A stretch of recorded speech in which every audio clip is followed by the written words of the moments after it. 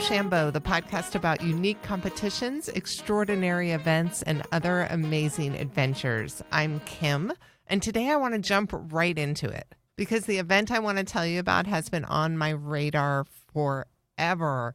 Red Bull, as you know, puts on some amazing events around the world, and one that they're really well known for is today's episode, the Red Bull Paper Wings World Championship.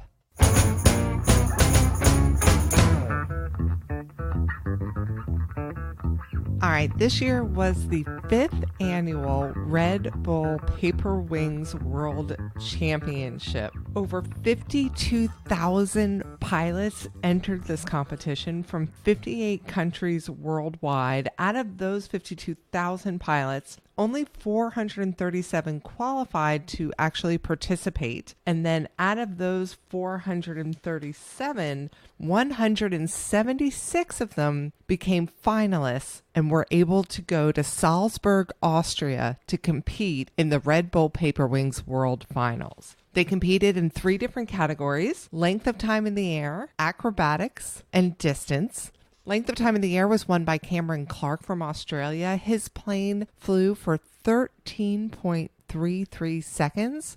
I kind of want to just be silent for 13.33 seconds so we can all get a grip on how long that is, but that also sounds like it would make for really boring audio, so I'm going to spare you. But that is a long time, people. The acrobatic competition was won by Katerina Afanova. She's from the Ukraine, and she did a full-on display, including her own physical acrobatics as well as her plane acrobatics. It's really cool to watch, and we'll have a video for you on RochambeauPodcast.com. And then there's the distance competition, and that was won by the USA's own Jake Hardy. Jake is from Long Beach, California, and his plane flew for 168 feet. Y'all, that's almost the length of 2 entire basketball courts. It's truly amazing, and I am very happy to welcome Jake to Rochambeau. Hi, Jake. Hi, how you doing? Thanks for having me. So how does one go from Long Beach to world champion? You know, honestly, that's a great question. I still, whenever I think about it, I laugh because paper airplanes, I didn't even know was a competitive thing. It was all, honestly, just a fluke how I came across the competition at school one day. And then ended up in Austria and winning the whole thing. So I still have the same question for myself every day. So when you were at school, where was this? Yeah, so I went to Cal State Long Beach. I graduated in 2015. So my senior year back in 2015, I was walking to class, just had some extra time and saw a Red Bull event. I was like, all right, I'll go check it out, get a free Red Bull and burn some time. And then saw that it was a paper airplane event. I'm like, all right, I'll just grab a Red Bull and leave real quick. And I was like, you know what? It's like Red Bull. There's got to be some cool, like, I don't know, professional paper planers or whatever you call them. I don't know. Like, we'll check it out and see what's going on. Turns out they're like, no, like, we're trying to get students to throw, like, it's a competition. Like, if you set the record for the United States, you'll go to the world finals in Austria. I'm like, nah, I'm good. I'll just enjoy my Red Bull. I haven't thrown a paper airplane since, like, 3rd grade. Long story short, they convinced me to get in it, and I folded literally probably the only plane that I remembered how to fold since like 3rd grade. Threw it as far as I could throw it in the room, but it hit the wall. So unfortunately it wasn't long enough to break the U.S. record. Like 2 days later, they called me back and said, hey, we have an open gym for you. Come and see if you can break the record. So I drove a couple minutes from my home, broke the record, thought I was going to Austria, but unfortunately, I don't know what happened. They said, we can't take you because you had your 2 official throws already. So I was like kind of bummed, but whatever. So 4 years later, just this year in April or so, I saw that they had a qualifier down in San Diego, which is about an hour and a half south of me. It's like, you know, I'll just go give it a shot. Like, I don't got anything to do. Could get a free trip to Austria. Same thing again, though. It was in a gym down there, but hit the wall again. But luckily, it was far enough to break the record this time, so it stood. And they said, we have couple more qualifiers throughout the U.S., but this is probably going to stand, and got an email probably about a week later and said, you're going to Austria to represent the U.S. That's amazing. That's amazing. Yeah. So the plane that you threw in Long Beach, the fold you did, was that literally the same fold that you knew how to do from being a child? Yeah, just literally the only fold that I remembered from a child. I mean, I could probably come up with some random paper airplane that wouldn't work, but the only one that I actually remember the exact fold from when I was a child, that was the one that I threw in Long Beach and qualified in the same one I threw in San Diego that got me to Austria. And is it similar to the one that you ended up throwing in Austria? Very similar. So on the U.S. team, there was 15 of us, 5 for each category, 5 distance, 5 hang time, and 5 aerobatics. So we got to Austria Thursday morning. Thursday night they had like opening ceremonies and like literally like Olympic opening ceremonies. But getting back to the plane I was throwing, Friday they had qualifiers for long distance. So there was like 60 countries from around the world represented. So all the long distance guys threw on Friday, and only the top 10 made it to the super finals on Saturday. So I threw my plane. We got 2 throws. My first throw went out of bounds, so that throw was DQ'd. My next throw luckily stayed in bounds, and then went far enough to qualify 6th in the world. And then there was another guy on the United States team who was supposed to do pretty good. His name is Jason Merrill. But he didn't qualify in the top 10. So this guy's like an origami genius. Like he has like 3 books published of all his own origami designs and whatnot. Oh my gosh, you're not kidding. Yes, like he's like the origami master. Like I don't know how he didn't qualify for the top 10, but he was super cool. Once I qualified and he did, and he said, "Hey, let me check out the plane you're throwing." So I like showed it to him. He looked at it for maybe like 15 seconds, and then showed me how to fold like another like very similar, but it just brought more weight to the front of the plane, which added like 25 or 30 feet to the throw. Oh my gosh. Yeah, so this guy, he's a genius. He definitely helped for sure. What a good egg to help you. That's awesome. And so when we look at pictures of this plane that you threw, it's super duper skinny, and to me doesn't resemble what I knew to do as a child, which was probably pretty wide and would go maybe a foot if I was lucky. What's the thought behind the skinny plane? I don't know. Honestly, a lot behind the, like, what do you call it, the flight trajectory and whatnot. I'm a baseball player, so that's what I credit it to. A lot of people out there were, like, engineers, so they knew, like, distance and, like, hang time and know, like, the velocity you need. And I didn't really know the reason behind a skinny plane. I just know you can throw it like a dart and it'll go. So that's my honest opinion. It's a dart, and if you have a good arm, you'll be able to throw it. And obviously folds have to be decent, but it's really credited to a good arm. But it's definitely not like a plane you would think of as a child when it's kind of like gliding and it glides for a bit. This one just cuts through the air and goes as far as you can throw. I'm so happy that you mentioned your good arm, because when watching videos, the running that you do beforehand and your throw is intense. So were you a ball player? I was. Grew up playing baseball my whole life.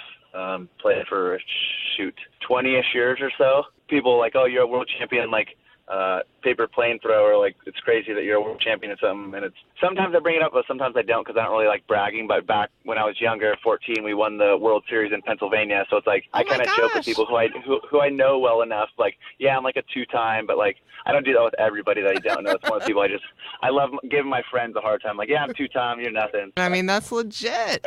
Was there any prize that went along with winning the paper plane? Yeah, so got a pretty sweet trophy. Have it in my room, sitting on my shelf.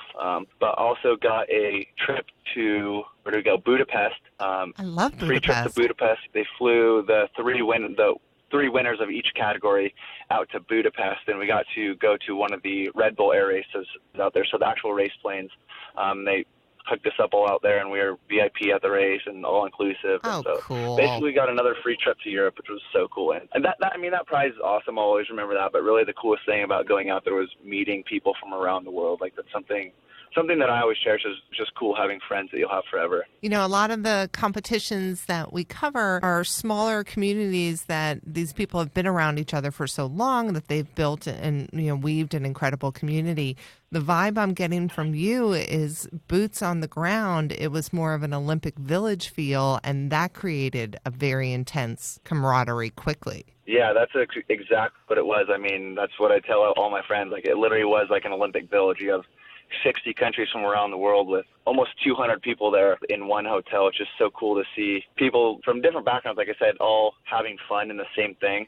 And it was cool to see so many. I never thought I would say like paper airplanes could be an art, but like a decent amount of people there, like paper airplanes were their thing, and they could like, it was literally an art how they did things. There was a handful of people like me who were like, how the heck did we get here? What are we even doing for a paper airplane competition? But really, like, looking into it, like, especially the aerobatics competition, it's like a minute freestyle with music. Just they're making boomerangs out of planes. I don't even know how to explain it. It's way cool to see everybody's different talents that they have. Yeah, I kind of failed in the intro trying to explain the acrobatic one as well because it was beautiful to watch. It was physically acrobatic, and she launched multiple planes throughout her routine. Right, yeah. I mean, you saw Katerina, who won from the Ukraine, who's obviously could dance like no other and then throw planes like no other as well. Just bringing those two arts together was so cool to see. And then there was highlights of other people who were competing as well. Just I remember Taichi from Japan, he created it was like an origami ball. It was like a paper ball that he threw up in the air, and when it hit its peak height, it literally like exploded. Like there was no fireworks or anything with it. It just popped open and a bunch of little planes came out and like little origami twirlers came out. It looked like paper fireworks. Oh my gosh, I saw that. It was so amazing looking that I assumed that was something produced by Red Bull. No, that was him on his own. People, holy moly, everybody created their own stuff and whatnot. So it was pretty crazy to see. Yeah, that is some crazy talent. The hang time one, did you get to play around with any of the competitors who did hang time and learn a trick or two from them? Yeah, so I did get to talk with a lot of people in hang time and whatnot, and it was cool to see. I mean, a lot of the planes were very similar in hang time, but it was cool to see the different little tweaks they had on their planes to make them a little better, fly a little different and whatnot. Cameron, who won, had his plane in there for almost 13 and a half seconds, which is just so long. It's unreal. No clue how they do that. That's awesome. And so what was your, do you have much of a travel history prior to this event? Had you been over to Europe before? I had never been to Europe. That was my first time going to Europe. I'm blessed enough to be able to, I have traveled quite a bit. I've worked in Australia and Alaska. Neat. Get to go down to Mexico a couple times a year and then travel throughout the U.S., but always wanted to go to Europe and had never been. And I said, shoot, I'm going with Red Bull for free, all-inclusive my first time. Like, it's all downhill from here. And then yet you ended up in Budapest VIP. Yeah, right. I was like, shoot, man, maybe it is getting better, so can't complain. And then I'll be heading down to Costa Rica beginning of next year for another, not with Red Bull, but just with another agency for another little paper airplane event. So getting to travel a little bit more just because paper airplanes, I would have never known. What is the other event? It's more of a humanity event. It's not quite an airplane competition. Just an agency down in Costa Rica reached out to me and said they're putting on like a recycling green humanity event down there. They want to involve just bring kids into it, get kids involved, and show how you can make paper airplanes out of recycled paper and whatnot. And somehow they found me on the internet and said, hey, we want you down here. We're going to fly you down here and put you up in a hotel. What do you think? I said, sign me up. Let's do it. Yeah, that's so awesome. Who would have thunk that paper airplanes would be literally flying you around the world? Seriously, so funny. A+. Well, Jake, thank you so much for joining us today. I absolutely love your story. Do you think you'll be going back to defend your title? Are they doing another one in 4 years? They don't have a set date on it. They say it really just depends on what's on their calendars, but I definitely do want to go back and try and defend my title, but who knows if I'll be able to throw in 3 or 4 years. My arm's pretty toast from baseball, but hopefully it's still hanging on that. I would love to go back and just be able to compete and see everybody who I met out there. It was cool. There was a lot of, kind of how you mentioned before, smaller competitions can have a lot of community, but even this one, there was people who had competed for the past 2 or 3 events, so they had gone back the past couple years in a row. It was cool to see the bonds that they had built. I definitely want to make it back out there, but God willing, who knows? Well, I hope you do. And Jake, thank you so much for joining us today. Thank you so much. I appreciate it. So how about that? Flying around the world on the wings of a paper plane? Not bad at all. If you guys are interested in learning more about paper plane competitions, we'll have some links for you on RochambeauPodcast.com. As always, thank you to Cadillac Jones for supplying the music for this podcast. We very much appreciate you. And you guys out there, if you know of a competition that we haven't covered yet, or a crazy event, or something that just feels very Rochambeau to you, please do reach out. We would absolutely love to hear from you. And one thing that I wanted to add today that I would also love to get your feedback on, some people have been sending me some random clips of people playing Rochambeau, rock, paper, scissors. And if you've seen any of these clips floating around, please send them to us. But one of my favorites that I saw recently was 2 people struggling over a parking space. And I think they had both kind of approached it at the same time. And then somehow they both figured out that Rochambeau was really going to be the way to figure this out, and they both put their hands outside the car and did a little round, and it was very gentlemanly, and then one took the parking space. So if you see any more fun uses of Rochambeau around the World Wide Web, please do send them our way. That's it for this episode. Till next time, people.